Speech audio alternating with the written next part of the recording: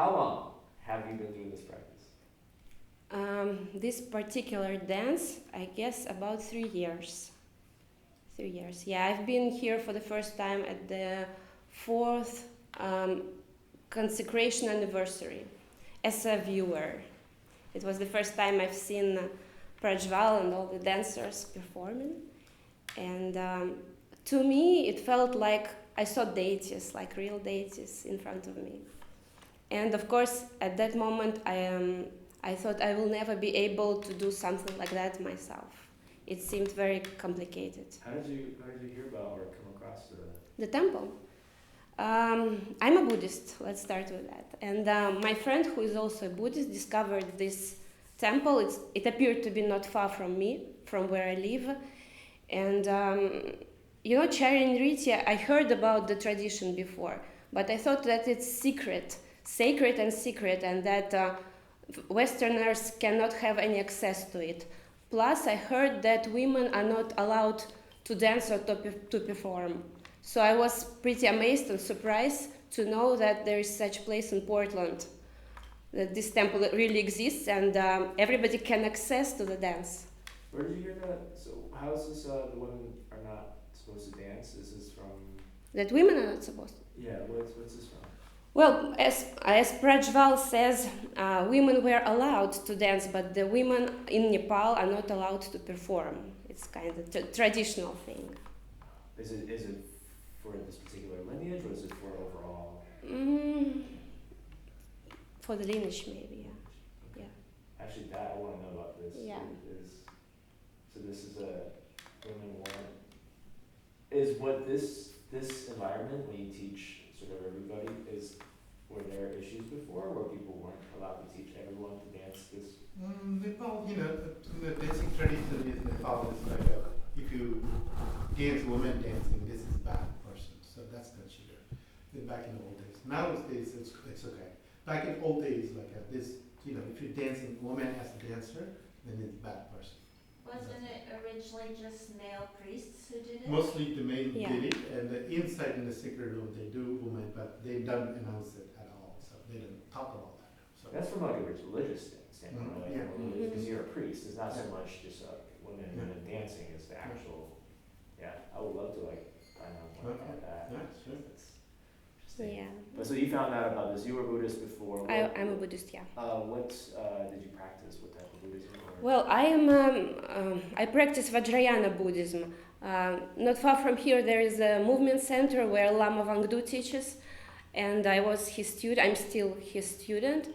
And in Vajrayana Buddhism practice is the sitting meditation where you visualize yourself being a deity. So when I came across Charya Nritya, where actually not just mentally visualize yourself as a deity, but you become a deity, it added a lot to my practice. And from that practice, how long were you practicing Buddhism? 15 years or so. Okay. Yeah. And a lot of the deities, from what I've sort of learned about the Jaws, all the dances represent different deities. Yeah. So from the practice that you had before, you had already known or understood. Yeah, I knew those deities. They were mostly familiar to me, except for some rare deities that they practice in Nepal, like Vasundhara. So each deity has a particular mudra, and when you sit on a cushion and meditate, sometimes people have struggle, like how this deity looks like, how to hold hands and all that. But when you start dancing, it comes naturally. The visualization comes fast and naturally, and it really helps you it helps you as a Buddhist in your normal sitting meditation. Are you able to connect with each of the deities better because? Yeah. I feel like I'm making a real connection there when I dance. It's Yeah. actually really interesting, because I feel like that would be one of the main reasons to do this dance, so you're not just visualizing it, True. you're actually embodying. True, I embody, and I also make an offering for this deity when I dance. I make connection with the deity, and I hope I bring the deity to the stage for other people to make connection with her, him. So in the 3 years that you've been here, do you do practice and also performances? Correct. Yeah, I do both. It's a full dress, everything's made up. We dress for performances, but when I dance as a practice, I visualize all the ornaments. I visualize myself as a deity, even if I'm not dressed as a deity. Do you ever interact post a performance with the audience? Yeah. Do you ever? What's the response usually to somebody who performs? Well, I mostly like to perform in front of practitioners, in front of Buddhist practitioners, and I really appreciate their response to when they really tell me that they saw something in the dance, that they saw the actual deity.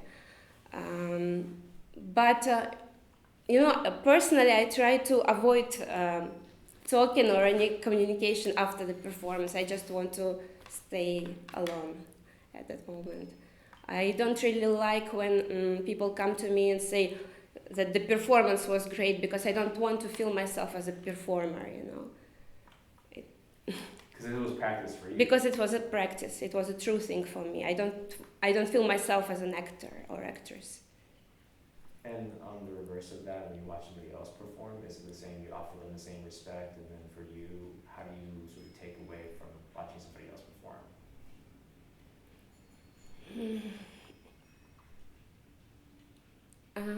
When I watch somebody else perform, I view this as a deity in front of me. I reflect on my practice, on my relation to this deity.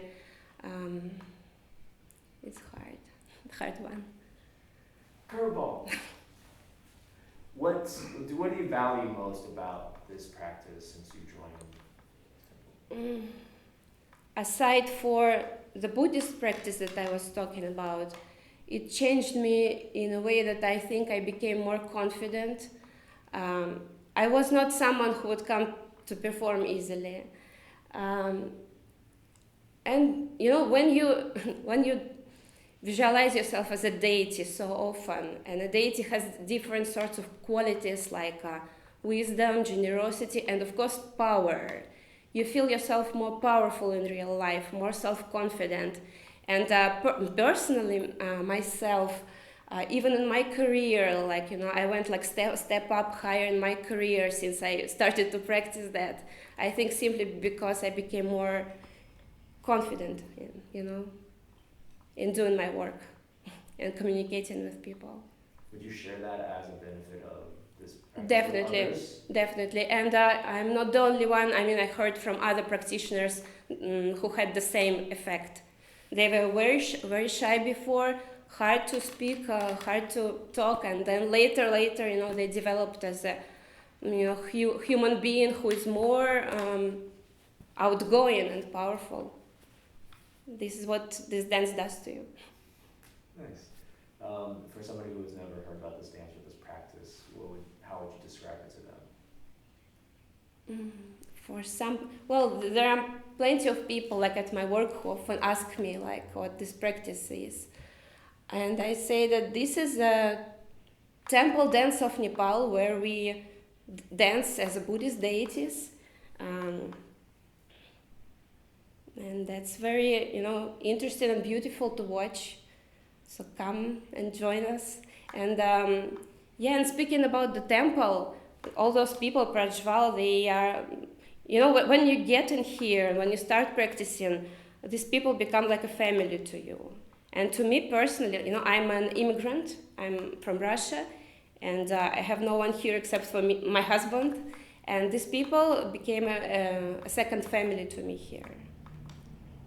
If you were to communicate with, say, family or friends in Russia, I don't know what the fraction of Buddhism practice is in Russia is like, but do you ever share about this temple to folks in Russia? Yeah, I do. But see, even in Russia, they don't have temples like that. We are here in a very unique situation. This is the only temple, I think, Nevar temple in the United States, the only one. And of course, in Russia, most of them, they don't even know about this tradition. So we're speaking about something very rare here, Yeah. Of course, they are very curious to know about it. Do you ever want to bring it to Russia? Like, say, if you bring performances to Russia, or have you... I'm looking forward to it. If they invite, I'm ready to come and dance. Nice. I think that's part of it, right? Like, if you want to reach the world, you definitely, you will probably be one of the voices to spread the word about it in Yeah. Russia.